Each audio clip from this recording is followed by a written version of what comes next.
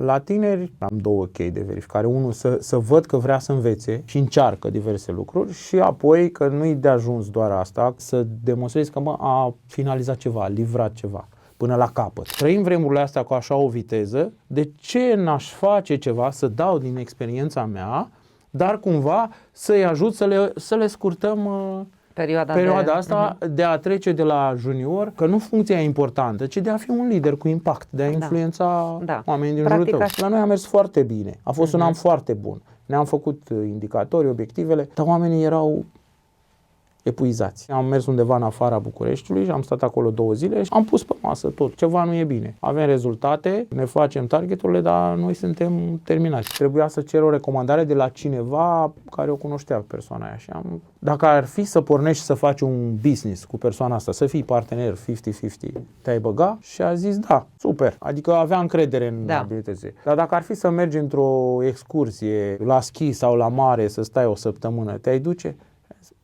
Ok, și dacă o să facă ei toate astea, noi ce o să facem? O să facem ce trebuia să facem. În primul rând, noi oamenii am fost creați să ne bucurăm. Ne este foarte greu să ne întoarcem să ne bucurăm. Studiile despre fericire ne spun că cea mai mare sursă de fericire sunt relațiile.